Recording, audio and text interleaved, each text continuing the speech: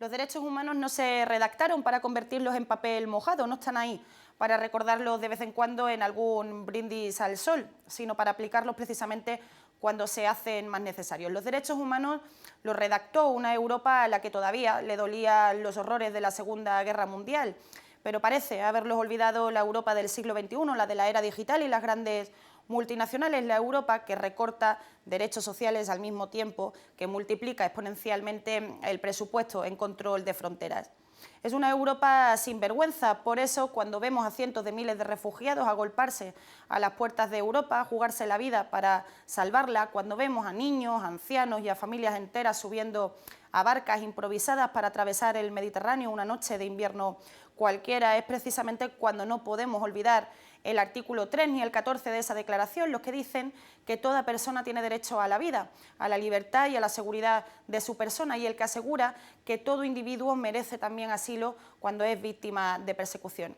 Una declaración que tampoco debería olvidarse cuando vemos sentarse en parlamentos europeos, por ejemplo, a partidos xenófobos cuyo objetivo es limitar el derecho de los recién llegados, o simplemente cuando nuestro gobierno, también el nuestro, aprueba regulaciones contrarias a esta declaración, cuando privan de libertad a personas que no han cometido absolutamente ningún delito, cuando ignoran el artículo 13, el que dice que toda persona tiene derecho a circular libremente y decidir su lugar de residencia en cualquier país, lo que no significa la apertura sin más de todas las fronteras, sino la creación de vías legales para todos y para todas, porque los muros nunca fueron la solución. Bienvenidos a La Tuerca.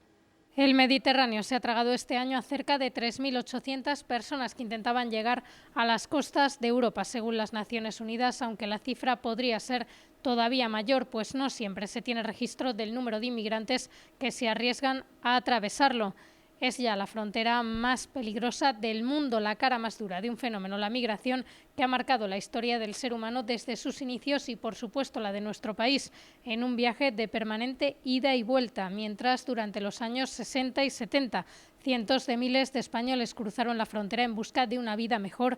El fenómeno se revirtió y para el cambio de siglo nos convertimos en un país receptor de inmigrantes. Los extranjeros, la mayoría jóvenes, ayudaron a enderezar nuestra pirámide de población invertida y envejecida, pero la crisis volvió a darle la vuelta a la tortilla y durante los últimos 3 años España ha dicho adiós a más ciudadanos de los que recibía, mientras vemos marchar también algunos de nuestros mejores cerebros, un hecho que ha variado este 2016, aunque muy poco, pues cerramos el año con un crecimiento de apenas el 0,12%. De puertas para adentro, las políticas para los inmigrantes se han endurecido. Quienes no tengan los papeles en regla no pueden acceder al sistema sanitario de forma gratuita desde el 2013 y las cuotas de desempleo son muy superiores a las que sufre la población nacida en España, al tiempo que los CIES o las deportaciones irregulares nos dan la imagen de un país donde se vulneran los derechos humanos, según la denuncia de numerosas organizaciones internacionales. Eso sí, España no ha sufrido un repunte de la xenofobia ni del racismo como el aparecido en otros países del continente o incluso en los Estados Unidos, lo que no quiere decir que la cifra de delitos de odio en nuestro país no haya aumentado. Datos que se dieron a conocer este domingo en el Día Internacional del Migrante y con los que iniciar este diálogo imprescindible sobre quienes son parte fundamental de nuestra sociedad. Bueno, para hablar de este tema en profundidad, que era una promesa acabar el año hablando de este tema, tenemos una mesa de lujo de expertos por fin en el tema. Tenemos en primer lugar a Pilar Gomiz, periodista y socióloga. Muy buenas noches. Buenas noches. Tenemos también con nosotros a Dayana Contreras, que la conocimos hablando de los CIDES, activista de Sorracismo. Muy buenas noches. Buenas noches. Tenemos aquí a mi lado una compañera psicóloga, diputada de Podemos y responsable de migraciones del mismo partido. Muy buenas noches. Gracias por la invitación. Y por último, nuevo en esta mesa, a ver si lo digo bien, tenemos con nosotros a Vladimir Pascual, presidente de la Asociación Hispano-Ecuatoriana Rumiñahui. Muy buenas noches. Hola, buenas noches. Vladimir, te pregunto brevemente, porque reconozco que no conocíamos la asociación, ¿de qué se trata? Bueno, es una asociación que ya tiene 20 años. Rumiñahui es el último general inca de la resistencia, muy amante de sus valores, de su cultura, de su identidad. Pues nosotros tomamos el nombre de este personaje para ponerle aquí. Y como te digo, ya tenemos 20 años en nuestro trajinar, pues, y creo que mucha gente nos conoció aquel año en el 2001, 9 de enero, cuando fallecieron los ecuatorianos en Lorca y organizamos la Gran Marcha por la Vida. y luego el 14 de enero pues los encierros en la iglesia de San Mateo, en todo Murcia y después en toda España, justamente para reivindicar los derechos de las personas migradas. Pues muchísimas gracias por estar con nosotros, que sea la primera de muchas veces. Bueno, este programa, como os decíamos, era pues una promesa. Hace unas semanas hablamos muy poquito en un programa que trataba de muchas cosas, estábamos en pleno proceso de investidura, le pudimos dedicar muy poquito tiempo a este tema y se nos quedó una sensación quizás algo agridulce, porque el debate se fue por un lado que considero puede ser peligroso, ¿no? Y quería empezar por ahí. Prácticamente la conclusión fue que precisamente porque en España no ha habido pues un auge, como en otros países de la extrema derecha, de la conformación de partidos xenófobos, como puede ser en Francia o en Austria, se consideraba o se tiene la sensación de que en España no hay tanto racismo, o por lo menos no es tan peligroso como en otros sitios, ¿no? A mí esas afirmaciones me parecieron quizás peligrosas y abren precisamente este debate de hoy. Podemos estar tranquilos, podemos estar bueno, relajados, porque precisamente esos partidos todavía no han llegado o no van a llegar. No hay racismo en España. ¿En qué situación estamos, Dayana? Bueno, yo tranquila no estaría, porque, a ver, tengo la sensación de lo que pasa en España, si bien es cierto que no hay ningún partido así abiertamente y que esté tomando fuerza, como está sucediendo en otros países, siento que en España hay cierto pudor por parte de las personas y por parte de algunos partidos a declararse o decantarse abiertamente racistas. Pero en el momento en que se toman medidas que son excluyentes contra la población migrante, ¿de qué estamos hablando si no estamos hablando de racismo? Entonces, yo tranquila no estoy. Pilar. Además hay que tener en cuenta una cosa, y es que el racismo es una semilla que germina muy lentamente. Entonces las redes sociales son muy peligrosas, porque si todos miramos nuestro Facebook, encontramos los típicos posts en los que aparece la típica de fuera, se les dan ayudas a los que vienen de fuera y sin embargo los españoles nos morimos de hambre. Son mensajes que además en momentos de crisis como los que hemos pasado y como los que seguimos viviendo, pues sí que crean sí que potencian esa imagen del otro y sí que generan miedo e inseguridad de la población, un miedo que al final lo que tiene detrás es desconocimiento, pero que sin embargo sí que va cuajando. Entonces, decir que España no es un país racista me parece demasiado optimista y desgraciadamente alejado de la realidad. Bueno, nosotros sí lo vemos con preocupación. ¿Por qué? Porque muchas de la gente, ¿cuál es el término que utiliza? Porque se escucha mal decir yo soy racista, pero sí decimos yo no soy racista, pero no quiero que estén al lado mío, pero no quiero que me quiten el trabajo, pero no quiero esto. Entonces eso es lo que está allí latente y creo que hay que ir trabajando. Hay muchísimos rumores que quitamos la sanidad, que quitamos los empleos, etcétera, etcétera. Y creo que eso es lo que hay que ir trabajando. Pero también recordemos que en campañas electorales, sobre todo municipales, han habido muchos políticos irresponsables con tintes claramente racistas y xenófobos que han tenido un discurso de la extrema derecha. Y a ellos hay que apuntarles con el dedo y hay que decir a esas personas que están con esa actitud, pues no caben en esta España demócrata, en esta España pues que también tenemos que ir trabajando por la pluridiversidad. Ione. Estoy de acuerdo con los compañeros y las compañeras. Yo creo que no hay nada de lo que alegrarse en nuestro país. De hecho, creo que el hecho de que no haya un partido de extrema derecha que haya sido capaz de canalizar ese descontento es porque ya había otros mecanismos y otras herramientas políticas que estaban canalizando ese racismo, ¿no? En esto yo creo que el Partido Socialista y el Partido Popular no se han diferenciado prácticamente en nada. Tenemos algunas de las políticas migratorias más racistas de toda Europa. Melilla ha sido el laboratorio de políticas migratorias que ahora estamos viendo explotadas al máximo en Hungría y en otros países del este. Y yo creo que es una mezcla entre que el Partido Popular y el Partido Socialista han ocupado con sus políticas, ¿no?, esas aspiraciones de políticas que excluyen a las personas migrantes, y por otro lado creo que el hecho de que la crisis haya sido canalizada por una herramienta, voy a barrer para casa, lo siento, como Podemos, que tiene como uno de sus ejes fundamentales el hecho de que todas las personas tienen que tener los mismos derechos, pues creo que también ha ayudado a parar un poco, ¿no?, ese auge. Vamos a ir, si os parece, desgranando varias de las cosas que habéis dicho, que habéis apuntado ya, pues, temas de análisis muy importantes. Quería empezar por uno que decía Pilar, que también apuntabas tú, Vladimir, y era pues, bueno, pues ese racismo que empieza por la propia actitud que tenemos en nuestro modo de vida, en nuestro día a día, no sé si en el subconsciente, incluso, ¿no?, a raíz de muchos años de cultura.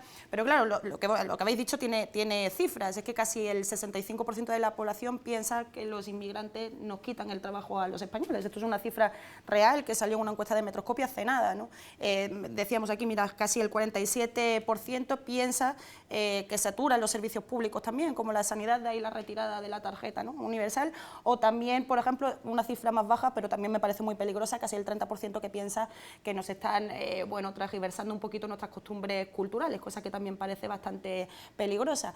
Partiendo de esa base, ¿cómo se puede, vosotros que estáis trabajando pues en contra de todo esto, ¿no?, desde diferentes asociaciones, dentro de las instituciones, también desde la academia, cómo se puede hacer para desmitificar todas esas premisas que hemos ido canalizando de esta forma? Hay un dato que es muy significativo y es que si analizamos los barómetros sobre opinión pública se ve que básicamente hay tres actitudes hacia el racismo, que son el rechazo, la aceptación y una que es ambivalente en el que, bueno, no está tan mal, no está tan bien. Bueno, pues en los últimos años se han equiparado las tres, o sea, hay casi el mismo número de personas que sienten rechazo como los que sienten aceptación, como los que están en una posición templada, con el hándicap de que los que están en una posición templada tienden a sentir un rechazo, pero por pudor no lo expresan. Entonces, eso es muy peligroso. Y aparte es muy peligroso esto que se está oyendo últimamente en los medios de comunicación, que ahí hay que hacer una llamada de atención y de responsabilidad hacia el periodismo, en el que se dice que, bueno, como se está recuperando el país, pues otra vez volvemos a recibir a migrantes porque hay trabajo. O sea, se vuelve a gestar esa imagen del migrante que llega a España a ocupar determinados puestos de trabajo, que además se justifica la explotación, que es el trabajo que en muchas ocasiones reciben, y cuando esta situación no se sostenga, se volverá a culpar al migrante de todos los problemas. ¿Por qué? Porque es más fácil crear una pantalla de humo y que el de fuera, el extraño, tenga la responsabilidad. A esto hay que unir otra cosa, y es esa imagen del delincuente, esa imagen de no, pero es que el que viene de fuera nos viene a robar, es que el que viene de fuera es un delincuente, es que claro, como termina en la calle, como no tiene, como también hay que romper eso. ¿Cómo se rompe? Con estudios, con datos, visibilizando la situación real de las personas que vienen, viendo que desgraciadamente, si la crisis ha afectado a España, una de las peores partes se la ha llevado la población migrante, y aparte dentro de la población migrante determinados sectores que están totalmente desahuciados, como son, por ejemplo, y ahora barro yo un poco para casa, las mujeres migrantes, que hay que analizar todo eso y sacarlo a la luz, porque dar visibilidad a la situación real y a enseñar desde los más pequeños que esa multiculturalidad es lo que es el objetivo a lograr, sería muy interesante, porque al final cuando mostramos imágenes de las barcas y la tragedia, se nos remueve un poquito el corazón, pero seguimos para adelante, hasta el punto que muchas veces no reaccionamos, pensamos que es algo que se ve pero que ocurre al otro. ¿Qué pasaría si en España sucediera una tragedia de las características que está pasando en Siria? ¿Quién no se iría? Decíamos antes en el vídeo que se están endureciendo las leyes, que va a poder ser migrante legal, que es un término horroroso, aquel que cumple unos requisitos mucho más estrictos. Pero ¿quién se cree que por poner unos requisitos legales, la persona que lo que huye es de la muerte, no va a ir donde sea? O sea, hay que educar a la población para que entienda que ciudadanos somos todos y que es una cuestión básica el de los derechos humanos, el respeto de los derechos humanos. Hasta que eso no cuaje desde los más pequeños, poco podemos hacer. Bueno, yo creo que apuntaba la compañera algunos de los elementos fundamentales, pero yo soy un poco crítica con el hecho de que con la política migratoria que tenemos ahora podamos construir una sociedad que sea verdaderamente de convivencia, ¿no? Porque yo no lo veo como un proceso unidireccional en el que las personas migrantes se integran en nuestra sociedad, sino que creo que es un proceso que tenemos que construir juntas, ¿no? Creo que es muy importante explicarle a la gente que hay un proyecto europeo que se construye básicamente sobre dos premisas fundamentales, que es por un lado las políticas económicas de austeridad y por otro lado el cierre, la construcción de lo que se ha llamado la Europa fortaleza, el cierre de fronteras. Creo que esto es muy importante porque a veces parece que no hubiera intencionalidad en las políticas migratorias que se han puesto en marcha, y la intencionalidad para mí mí es clarísima. O sea, se le torció el brazo a Grecia con dos elementos fundamentales. Por un lado, con la parte económica, pero en segundo lugar, bloqueando a 60.000 personas refugiadas dentro de sus fronteras, ¿no? Y generando una crisis de primer orden en un país que estaba fuertemente castigado por una crisis económica. Entonces, yo quiero recordar que España tenía ley de extranjería antes de tener personas migrantes prácticamente en nuestro país. O sea, nosotros, para incorporarnos a la Unión Europea, el proyecto europeo se sustenta sobre estos dos ejes fundamentales, y yo creo que eso hay que decírselo a la gente. Nuestro sistema económico se sustenta en que las personas migrantes vengan así. Nosotros necesitamos, y el sistema económico español ha necesitado personas migrantes en situación administrativa irregular que asuman cualquier condición y cualquier situación laboral para mantenerse. El ladrillazo, todo está relacionado y vinculado, y yo creo que eso es muy importante recordárselo a la gente. Dicen a veces que la parte educativa nace cuando ya no sabemos qué más hacer. Yo soy psicóloga educativa de formación y apuesto firmemente por la educación, pero creo que antes que eso tenemos muchas cosas que hacer en política migratoria que se pueden hacer. Cerrar los CIES, dejar de hacer redadas basadas en perfil étnico, dejar de deportar a la gente en esos vuelos macro que seguramente Dayana explicará mucho mejor que yo, y creo que por ahí van los tiros, y se pueden hacer muchas cosas antes y que tendrían un efecto directo en cómo percibe las personas de nuestro país, a las personas migrantes, y cómo se perciben ellas a sí mismas también.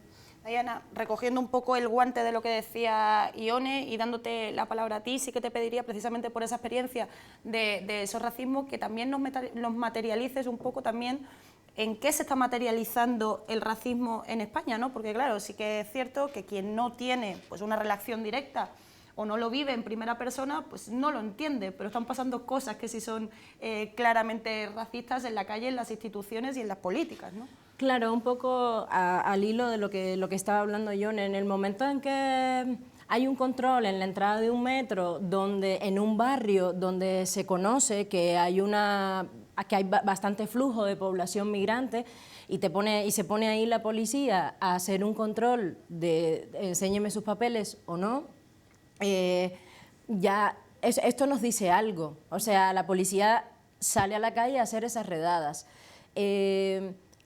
Por ejemplo, la experiencia de los CIES es profundamente dolorosa, de los centros de internamiento de extranjeros, porque de repente en el centro de internamiento de extranjeros nos hemos encontrado personas que llevan 10 o 15 años en este país y que no han podido renovar su permiso de residencia porque se han quedado en el paro.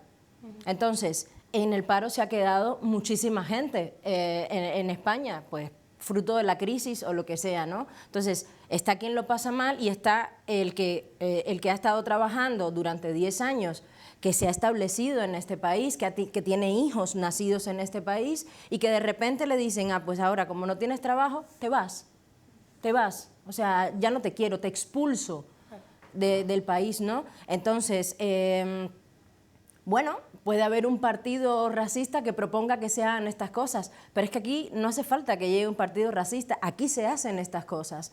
No se tiene en cuenta, muchas veces se han deportado a personas que tienen un arraigo demostrable, que tienen hijos, que han trabajado en este país, que se han formado en este país.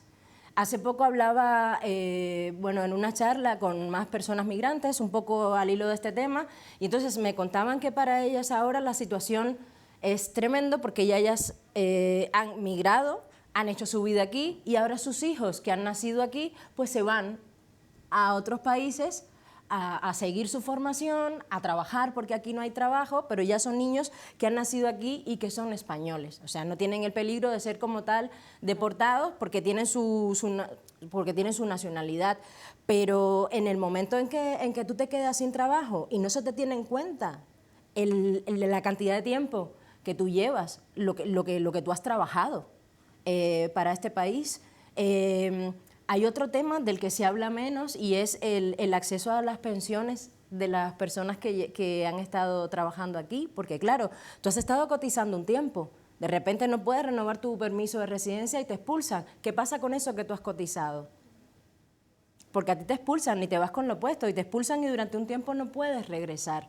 Entonces, esa manera, esa legal o prevista desde el propio gobierno, de una de las mejores maneras de solucionar el problema de la emigración y contentar a la gente que se pone nerviosa con los migrantes, es expulsarlos a través de un proceso casi imposible de renovación si no tienes trabajo, o de que puedas tener tu permiso de residencia. Es como salir y preguntar a cualquiera, ¿qué se puede hacer para obtener el permiso de residencia una vez que estás en España? Pues es que casi nadie lo sabe. Ahora mismo es súper complicado, es tremendamente complicado. La población migrante que tiene los papeles en regla, que tienen que ir a renovar, esto es otro problema con el que te encuentras. Y es que la sensación, cada vez que hablo con alguien, es que está hecho a posta. Que tienes en la web una información de papeles que tienes que llevar y cuando llegas a la oficina resulta que la mitad de los papeles no hacían falta y te falta la mitad de los papeles que nadie te dijo. O sea, son pequeñas cosas, pequeños detalles que solamente las padecemos las personas migrantes y nos pasan puntualmente en un momento en una oficina. Entonces, no es visible. No es visible. Estos son problemas con los que nos vamos encontrando día a día y que no son visibles para el resto de la población. Entonces, entiendo que entre la población española se tenga una sensación de no ser un país racista, pero institucionalmente, desde ahí mismo, está el racismo reforzado en muchísimas pequeñitas cosas y eso es bastante alarmante. Mire, ¿se traduce todo esto de la misma manera en la población latinoamericana o hay cierto tipo de diferencias? Eso también salía en el debate que teníamos aquella vez tan breve, ¿no? Que decía, bueno, es que con los latinos no es otra cosa, ¿no? Pero creo que no. No, la situación aparentemente puede mirarse que el latino con respecto al africano está mucho mejor visto por la cuestión histórica, pero no es así. Generalmente también en la calle te terminan gritando que Sudaca, que esto, que Panchito, etcétera, etcétera. Está allí. Pero nosotros, lo que decía yo, nosotros apuntalamos también a la cuestión del sistema educativo. Hay que reformarla. La reforma curricular es vital. No podemos tener unos contenidos curriculares ya ya caducos que nos sirven. Hoy mismo tenemos que ver que tienen que estar actualizadas en donde España ya no es la España de antes. España es diversa. Yo, por ejemplo, mira, si te saco mi DNI dice que soy español. Y entonces, por lo tanto, mira, pero en la calle socialmente, ¿qué soy? Soy un sudaca. Entonces, y eso es lo que hay que trabajar. En la escuela, educando a los niños para que ellos vean la diversidad y que España es diversa y por lo tanto aceptar a toda esta gran diversidad. Y también nosotros en torno al racismo estamos pidiendo que se reforme en su tiempo, ya hace 4 años hemos pedido que se reforme la ley de extranjería en torno, porque las personas irregulares no pueden ir a denunciar. Si viven una cuestión de racismo, no pueden ir a hacer igual que en su tiempo no podían hacer las mujeres víctimas de violencia de género. Claro. Las irregulares. Y nosotros, Rumiñahui, planteamos esa reforma, por suerte nos supieron escuchar y se hizo esa reforma. Hoy estamos planteando lo mismo, que se reforme la ley de extranjería en torno a los irregulares para que cuando vayan a denunciar no les incoen el expediente de expulsión, sino más bien se haga el seguimiento, se compruebe y cuando se compruebe inclusive se les dé papeles. Entonces ahí vemos fundamental. Y por supuesto, trabajar en barrios. Trabajar en el barrio, en la cercanía, en la convivencia. Por ejemplo, nosotros hemos tenido un proyecto barrios en donde con los mayores, que son generalmente a veces los más reticentes, que no se acuerdan que en la década de los 40, de los 50, que no teníamos que comer aquí en España, que lo pasábamos fatal. Recién nomás tuve una charla con las personas mayores y ellos decían, es que Vladimir, no teníamos que comer. La comida nos venía de Argentina, la carne y el trigo. Y entonces, claro, eso hay que un poquito recordar, revivir y por lo tanto apelar también a ese punto que no me gusta tanto, pero la solidaridad más que esa situación de humanidad, ¿no? Y allí nosotros sí pedimos trabajar con las personas mayores, con los jóvenes, con los niños en aspecto de la convivencia. Por ejemplo, decir, oye, yo quiero aprender a jugar petanca y los jóvenes también. Y vamos creando cercanía. Nosotros hemos hecho una serie de proyectos de acercar a las personas con nosotros y nos ha gustado muchísimo. En nuestra asociación, por ejemplo, nosotros trabajamos, inclusive en nuestra junta directiva, tenemos gente española. Hemos hecho una liga de la diversidad en donde tiene que haber por lo menos mínimo 4 nacionalidades y obligatorio el español nativo. Y ahí creamos espacios de convivencia y de cercanía, ¿no? Y luego hay que trabajar muchísimo en los antirrumores. Y lo que tú mismo decías, no se puede crear esas cabezas de turco, ¿no? Todo lo malo, los migrantes que no es así. Entonces, esas falacias son las que hay que trabajarlas en el barrio, en la escuela, en los espacios de convivencia, en las cercanías. Y lo que tú decías, pues, Creo que me parece interesantísimo que los medios de comunicación también nos ayuden a no acrecentar, sino más bien a informar. Y en esa línea, pues sí, y nosotros, por ejemplo, también estamos en el Consejo por la Igualdad y contra la Discriminación Racial, que hoy desde aquí, quiero desde este programa pedirle a la ministra de Sanidad que por favor convoque al Consejo y nombre a la presidenta, que es un órgano mandante, que de acuerdo a la directiva a las 2043 y 2078, que les ordena a los países de la Unión Europea a crear los consejos por la igualdad y contra la discriminación racial, y que hoy por hoy el de España ha quedado allí. Entonces, por lo tanto, pues creo que hay que activar que son órganos que nos ayudarían a controlar el Observatorio contra el Racismo y la Xenofobia, que haga investigación y al mismo tiempo que haga público en los grandes medios y en todos el informe de cómo está el estado de situación sobre el racismo y la xenofobia. Por supuesto, para combatir esa ignorancia que decíamos, por ejemplo, que precisamente este programa era de la preocupación que surgía después de un programa con gente también preparada, ¿no? Y que al final demostraba que había una gran ignorancia, ¿no? Como aquellos que dicen que en España hay igualdad, ¿no? Pilar, da la sensación, por lo que decís también, que esto se puede traducir también en un cierto odio de clase. Entiendo que no se trata de la misma forma el inmigrante con claro, recursos, ¿no? El claro, que viene, el que sí que te viene aquí a, bueno, el no que... es igual el jeque que trae los fajos de dinero que el morito. O no es igual el Ronaldinho, que en su tiempo pues negro, y que el negrito brasileño que no tiene nada. Exactamente, pero sí que hay un cierto como pudor de reconocer esto, que hay muchas veces que no es un problema de odio al extranjero, sino de odio de clase también, Pilar.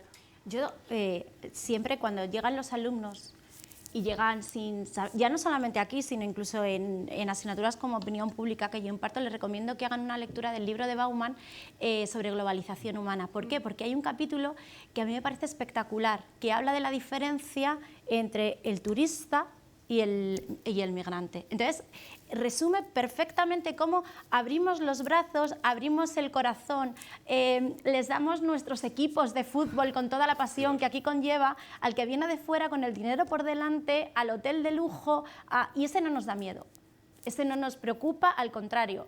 Es un amigo que viene a colaborar y a dejar su dinero en España, y bienvenido sea, y podemos tirar por tierra los principios básicos de nuestra lo que sea con tal de que él venga, porque además casi que regalamos todo lo que tengamos. Y sin embargo, la figura del migrante lo que genera es recelo. Claro, no es que sea un problema solo de clases, sino que es un problema que saca a la luz la vulnerabilidad con la que estamos tratando a determinados grupos sociales que viven con nosotros. ¿Por qué? Porque ella, por ejemplo, hablaba o él antes, por ejemplo, perdona, hablaba de esa imagen del delincuente. Esa imagen del delincuente lo que deja oculto es la imagen del migrante víctima. Porque como todo el peso se pone sobre la imagen del emigrante que viene, que roba, que no sé qué, que no sé cuántos, que además está más perseguido por la policía porque la sociedad demanda una mayor protección, porque genera inseguridad, y los partidos políticos, para contentar a su electorado, lo que prometen es una mayor seguridad, tal, pues claro, si a ti te paran 8 veces en la calle, a lo mejor alguna pueden encontrarte algo. Sin embargo, se olvida, se desprotege al otro, al migrante que viene a través de mafias, al migrante que es a la mujer que es obligada a prostituirse. Se olvidan, se dejan por el camino muchos asuntos de tratas de blancas, porque al final no se sacan a la luz, y cuando se sacan con términos tan horribles como esa imagen de la vulnerabilidad. Eso por un lado. Por otra parte, ella decía, tienen que trabajar para que no se les expulse del país. Claro, con lo cual van a estar dispuestos a trabajar en cualquier tipo de trabajo, en cualquier condición. Entonces ahí que se establece una relación tan desigual de poder en el que tiene el contrato abusa directamente del otro, que está totalmente desprotegido. Esas son las situaciones que hay que parar, porque lo que estamos haciendo es olvidarnos de una parte de nuestra ciudadanía y negarles los derechos que tienen como ciudadanos. Entonces, es situarles en procesos de exclusión social y no trabajar para que esto no se produzca. ¿Por qué? Porque nos faltan recursos y para esto que funcione hay que dotar recursos. El plan de integración de la inmigración caducó en el 2014. Al no haberse renovado, no hay dotación para que desde las asociaciones, para que las propuestas, para que las iniciativas salgan adelante, porque no hay recursos, porque no se ha dotado. Entonces sí, podemos hablar y podemos decir todo lo importante que es, pero si tú no dotas de recursos, poco se puede hacer. Entonces eso es lo que hay que atender. Y sobre todo, una cosa importante, hay que dar voz a las personas migrantes. No tenemos que tutelarlas, tenemos que hacerlas partícipes porque estamos hablando de una realidad que les afecta directamente. Entonces no podemos hablar de la migración como si fuera una cosa del otro en el que nosotros, que tenemos una posición privilegiada, debemos decidir qué han o qué no han de hacer. No, hay que darles voz y hay que permitir que participen de forma activa en la sociedad, porque eso también forma parte de la ciudadanía. Ione, precisamente iba a preguntarte un poco por la misma línea de Pilar. Ella mencionaba el plan de integración que no se renovó desde el 2014. Claro, ¿cuál es el papel que está adoptando la institución, ¿no? Y qué se puede hacer y qué sensaciones tienes dentro de ella trabajando este tema? Porque da la sensación, cuando por ejemplo el otro día, el miércoles en la sesión de control al Gobierno, le preguntabais al ministro de Interior, a Zoido, por los CIES, y te decía que ahí no se violaban los derechos humanos, que ahí no pasaba nada, que todo estaba estupendo y maravillosamente bien, y que era de hecho un mecanismo necesario para que no estuvieran por la calle pues causando más problemas prácticamente, que era lo que vino a decir. Da la sensación de que bueno, no hay mucha voluntad de ni renovar este plan de integración ni de dar pasos más allá. Pero bueno, cuéntanos tú, que eres la que lo vive y lo trabaja. Claro, al contrario, yo creo que la voluntad de este Gobierno, igual que lo fue el Gobierno del Partido Socialista, es de promover estas prácticas racistas, ahondando cada vez más en un proyecto de construcción de Europa que va en esa línea, ¿no? Yo quería apuntar una cosita respecto al vector clase, ¿no? Sí. Yo creo que el vector clase es fundamental y hay que tenerlo en cuenta en el análisis, pero no nos podemos quedar solo en él, porque realmente no podemos olvidar que nuestro sistema económico capitalista bebe de un sistema colonial y que se funda y crece, ¿no? en torno a la explotación de países del sur y especialmente en torno a la esclavización de personas negras y de otros lugares, ¿no? Entonces, bueno, yo creo que es importante poner eso de relieve, porque nosotros como sociedad blanca privilegiada tenemos que llevar a cabo un proceso de abandono de esos privilegios, de decolonización de la sociedad, y en eso, como decía Pilar, es fundamental que las personas migrantes y las personas racializadas sean las que tengan la voz cantante y las que tienen que liderar ese proceso, ¿no? Yo digo que las muertes en las fronteras, bueno, igual que el resto de víctimas de otras violencias, es fundamental que se llegue a un proceso de reparación, de justicia, de reparación, de garantía de no repetición. Hoy precisamente es el 5º aniversario de la muerte de Samba Martínez en el CIE de Aluche. Seguimos con el proceso judicial abierto, seguimos sin que se haya juzgado a los responsables y sin una condena, y yo creo que Dayana estará de acuerdo conmigo en que se puede volver a producir en cualquier momento una muerte como la de Samba, que pidió hasta 10 veces ayuda médica en los 38 días que estuvo allí, y no tenemos una situación ni para echar cohetes ni ningún viso en relación a lo que me preguntabas, de que el Gobierno del Partido Popular vaya a hacer nada para... O sea, yo creo que esto lo vamos a tener que hacer nosotras y desde abajo, porque no hay voluntades de las instituciones y porque los socios que tenemos en el Congreso no van a estar por la labor de ayudarnos en este tema. Yo creo que muchas veces no somos capaces de entender las condiciones de vida que hay dentro de un CIE, ¿no? Bueno, pues un centro de internamiento no suena a cárcel, pero lo son. Tuvimos la oportunidad, vosotros habéis entrado, supongo, y doy por hecho bastantes veces en un centro de internamiento para extranjeros. Por supuesto, las condiciones son de una prisión. Yo tuve la oportunidad de entrar en el de Algeciras y en el de Tarifa, que además es bastante delicado porque la mayor parte de los internos pues están, bueno, en una situación de, bueno, contratados como si tuviesen unos antecedentes penales que realmente no tienen. Fue una antigua cárcel de verdad, no pueden hablar con sus familiares apenas nada, la consulta médica da bastante pena y los funcionarios te lo enseñan todo el tiempo poniéndote excusas de ahí no pasa nada, no te dejan entrar a ciertas partes, vayas a ser que veas realmente lo que no se puede ver, ¿no? Unas humedades impresionantes, unas condiciones impresionantes. Yo creo que evidentemente hace falta otra labor pedagógica importante para decirle a la gente cómo están viviendo, cómo se está viviendo dentro de un CIE, ¿no? Si eso no es vulneración de derechos humanos, que venga el cielo y lo vea, ¿no? Claro, es que la propia existencia del sí ya en sí mismo es una violación, porque tú estás encerrando a una persona para expulsarla, y lo único que ha hecho esa persona es no haber accedido a los papeles, hablando para entendernos, o no ha podido renovarlos. Que era lo que hablábamos, y a un apunte lo que decía Yone, tenía apuntado aquí a hablar de Samba Martínez, porque no podía pasar, no podíamos dejar de mencionarla en esta mesa, y no solo que el proceso sigue abierto, y más allá de eso es que la atención médica en el centro de internamiento de Aluche sigue exactamente igual, como si no hubiese pasado nada. Y entonces hay que escuchar después a algunas personas decir que eso es una desgracia, que la muerte de Samba Martínez ha sido una desgracia. No, la muerte de Samba Martínez no ha sido, bueno, ha sido una desgracia para ella y para su familia, pero hay responsables. Esto era una muerte perfectamente evitable en un país del primer mundo, con una sanidad de la que nos preciamos y que es maravillosa. A esta persona se le dejó morir, no se le atendió, y nadie asume ninguna responsabilidad al respecto. No se ha hecho nada por decir, esto se nos fue de las manos, esto no puede volver a suceder. Y va a volver a suceder, en cualquier momento va a volver a suceder. Vamos, espero que no, pero... Hablábamos de una cosa también muy importante, tenemos una periodista en la mesa, tú también la apuntabas, Vladimir, que era el papel de los medios de comunicación y de los periodistas en todo este asunto. Todavía seguimos viendo cuando hay un asesinato por violencia machista que, bueno, que siempre pone la nacionalidad, curiosamente cuando es de un español, pues no se pone, ¿no? Eso lo vemos continuamente que hay un vacío informativo y una desinformación en torno, por ejemplo, a lo que pasa en los centros de internamiento para extranjeros. ¿Cómo pensáis que los periodistas, los que tenemos la responsabilidad de hacer comunicación, de hacer información, tenemos que comportarnos en este sentido para favorecer acabar con todo esto, Vladimir?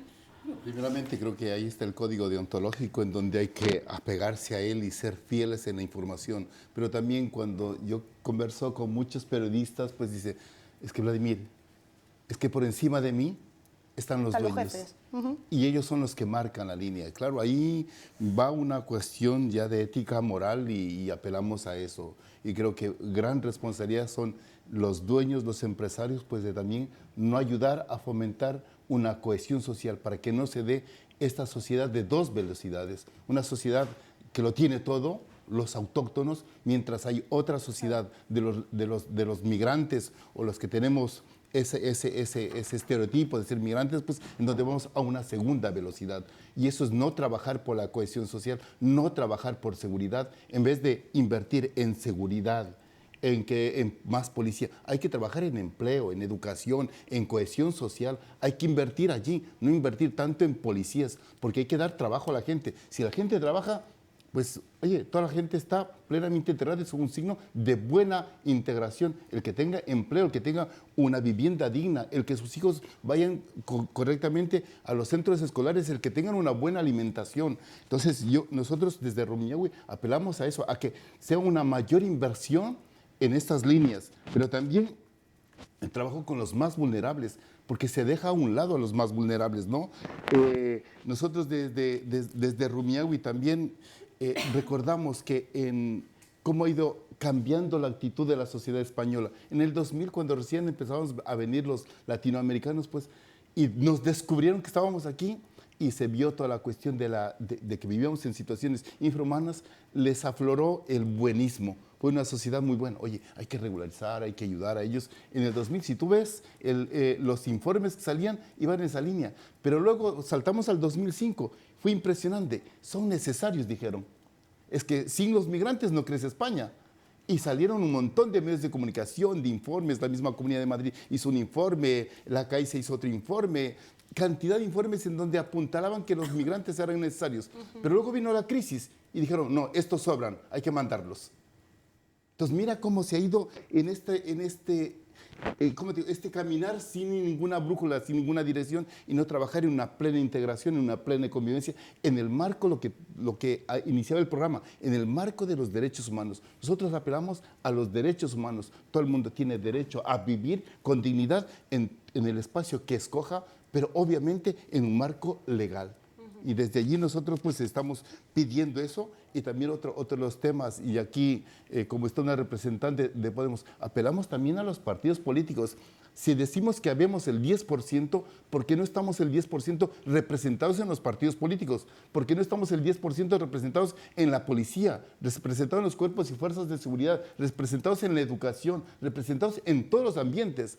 Pero los migrantes no estamos en esos espacios, estamos en los espacios más precarios, estamos en el servicio doméstico, mujeres trabajando entre 14 y 16 horas, que les pagan 300, 400 y hasta 500, máximo 500 euros, o en la agricultura, que no quiere decir que eso no sean trabajos dignos, sino que están mal pagados y por lo tanto pues tienen un sinnúmero de inseguridades. Desde luego queda en evidencia que la población migrante es la que se ha llevado lo peor de la crisis, lo decíais al principio en la primera intervención, ya no nos hemos metido, siquiera casi estamos acabando, no nos metemos casi en temas hasta de sanidad, que también son importantes, ¿no? Y que parece que la población migrante es la que tiene que pagar la mala gestión política que hay. Nos queda muy poquito tiempo, casi una última ronda, y no me quería ir sin que habláramos de las políticas de refugiados y que sin hablar de esto que estábamos viviendo, ¿no? Lo decíamos también en el vídeo al principio del programa. España se comprometió a acoger a unos 18.000 aproximadamente refugiados, no han llegado a 500 y de aquella manera que está costando que hasta 500 personas se acojan. ¿Cuál tiene que ser el camino? ¿Qué está pasando? ¿Por qué se están blindando las fronteras de esta forma a la vez que se están multiplicando las inversiones en evitar que lleguen, ¿no, Pilar? Sobre todo hay que tener en cuenta que lo que falta es voluntad política. Es decir, no se puede decir, es que esto es un gran problema. No, pues vamos a remangarnos todos y vamos a ponernos a trabajar, sobre todo porque lo que acabas de decir, hay una dotación muy amplia que se está destinando a levantar muros para evitar que la gente entre. Entonces, a mí me da mucha rabia cuando oigo hablar de crisis humanitaria. No es una crisis humanitaria, ni siquiera es una crisis política, es una crisis de las políticas. O sea, las políticas que se han practicado hasta ahora no están funcionando y no hay una voluntad para ponerse a trabajar y generar políticas que den resultados y que sí que velen por esos derechos que como ciudadanos tienen las personas migrantes. ¿Qué es lo que hay que hacer? Pues sobre todo hay que exigir a nuestros políticos que respeten los derechos de todos. O sea, tenemos que trabajar por ello y trabajar para que todos sean iguales. Es ridículo que tengamos un 4% solamente, o sea, es casi de broma, o sea, un 4% del compromiso y damos vueltas y damos más vueltas. ¿Y cuál es la solución? ¿Negociar con países para que se vuelvan a llevar a la gente a cambio de ayudarles a salir para adelante? Es que si lo vemos con un poco de perspectiva, lo que al final estamos haciendo es, lo que bien decía generar una sociedad que va a dos velocidades. El problema es que una antes o después se va a estrellar porque no se va a poder mantener y la otra se va a quedar tan atascada que no va a tener la oportunidad ni siquiera de entrar en el juego. O sea, es que lo que está en juego es la exclusión social, que es justo lo contrario a la ciudadanía. Bueno, yo como queda poco tiempo, porque esto daría como para un programa entero, yo creo que la idea fundamental que a mí me gustaría trasladar es que nosotros lo que tenemos que hacer es garantizar el derecho de asilo. Y eso no se hace ni siquiera con cuotas. O sea, nosotros hemos defendido que se cumplan las cuotas, que se amplíen las cuotas, pero nosotros no estamos de acuerdo con el sistema de cuotas. O sea, nosotros creemos que lo que tendría que hacer es articular los mecanismos para que cualquier persona, y por eso un derecho solo es un derecho si es para todas las personas, puedan solicitar asilo, ¿no? Si se pudiera solicitar asilo en las embajadas o consulados de terceros países, si en la embajada de Turquía, si en las embajadas o consulados españoles en Marruecos se hubiera podido solicitar asilo, no nos hubiéramos encontrado con 4.800 muertos que sepamos en el Mediterráneo, no nos encontraríamos con las personas atascadas literalmente en Ceuta y en Melilla, en esos cetis superpoblados, y yo creo que eso es un poco lo que hay que transmitirle a la gente, es que lo que nos parece ahora mismo el horizonte deseable, que es el cumplimiento de las cuotas, no es por lo que tenemos que pelear por que se garanticen los derechos, que es la herramienta fundamental que tenemos para que no existan desigualdades entre las distintas personas. ¿Qué estamos viendo? Que a las cuotas de reubicación solo se pueden acoger las personas sirias, en todo caso algunas personas iraquíes. Ya hay todas esas personas que vienen de Sudán, que vienen de Bangladesh, que vienen de Afganistán, ese acuerdo con Afganistán de devolución ahora. Eso no, si no es igual para todos, no es un derecho. Entonces nosotros tenemos que trabajar para que se garanticen los derechos para todas las personas. Diana. Es que, a ver, hablar de cuotas, yo creo que a la gente se le hace muy difícil de entender y es muy fácil entonces desde los medios o desde la propia política explicar mal. hablamos de cuotas, hablamos de cantidades, hablamos de cosas, pero y llega un momento que se pierde la perspectiva de que estamos hablando de personas, de que estamos hablando de familias, de que estamos hablando de niños que se están quedando solos en el camino, estamos hablando de niños que están siendo víctimas de una violencia tremenda, de mujeres, de hombres, de ancianos, de personas enfermas. Estamos hablando de familias separadas. Entonces, claro, cuando pones el reportaje de una persona y le pones la cara, cuando ves a esa madre llorando por su hijo, como cualquier madre del mundo llora por su hijo cuando se va, entonces entendemos las cosas de otra manera. Pero mientras sigamos hablando de cuotas, de cifras, de números, de si tenemos que acoger a 12.000 o a 20.000, y luego sí que tengo la sensación de que la ciudadanía va un poco por delante.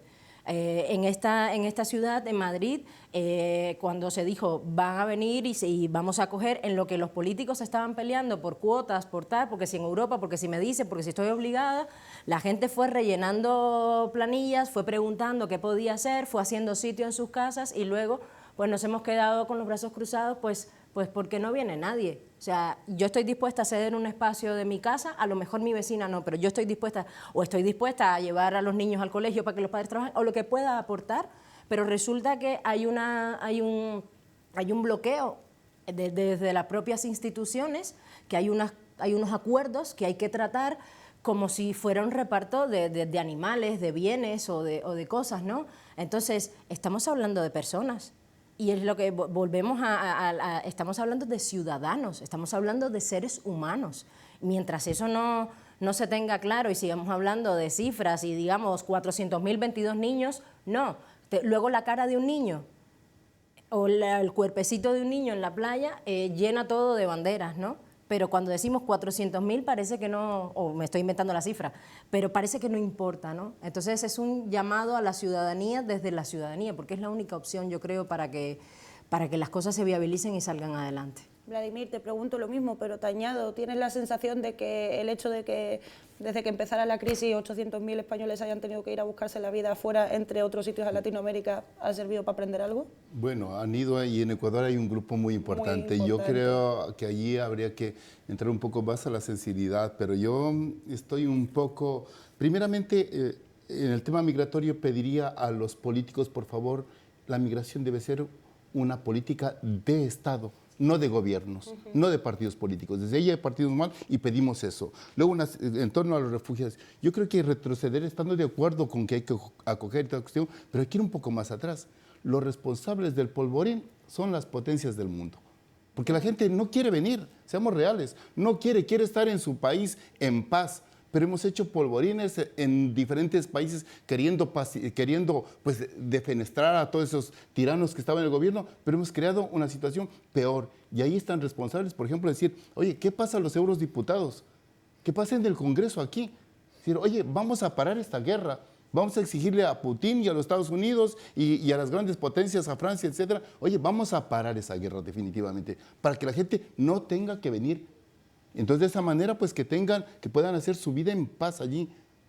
Entonces, primer punto de partida que yo creo que ahí es necesario y más bien aprovechar que estamos en donde las fuerzas políticas están un poco equilibradas. Yo creo que es tiempo de negociar y ver lo positivo para esta gente. Y desde nosotros, ya te digo, yo creo que la gente que ha salido, la gente española que ha salido afuera, creo que viene más sensible, viene con otra realidad, con otra situación, y creo que es saludable irse afuera y probar lo que es sentirse diferente. Creo que te da más madurez, más conocimiento, y por lo tanto pues nos hace de verdad una España más europea, más dialogante. No me gusta tanto el tolerante, pero sí más de aceptar la nueva realidad. Doy fe, que yo estuve también 3 años en Colombia, así que doy fe que viene una muy cambiada. Muchísimas gracias a los 4. Yo por lo menos me quedo tranquila, a pesar de que el tema es duro, de que bueno, pues no podemos hablarlo con alegría, porque desde luego no son datos y temas para alegrarse, pero bueno, me quedo con la tranquilidad y seguramente los que nos estén viendo también, que hay gente peleando desde distintas posiciones, movimientos sociales, asociaciones, desde la academia, desde los medios, que tú también eres periodista, desde las instituciones, para que todo esto pues poquito a poco pues vaya recuperando la dignidad que han ido robando, ¿no? Muchísimas gracias a los 4, ánimo, fuerza, que sigáis ahí. Nosotros, por lo menos desde nuestro punto de posición, desde La Torca, desde los medios de comunicación, aquí estamos para lo que haga falta. Bueno, a los demás nos despedimos, no hasta el lunes que viene, hasta después de Reyes, que lo paséis bien, que descanséis y que volvamos con más ganas de hablar de política.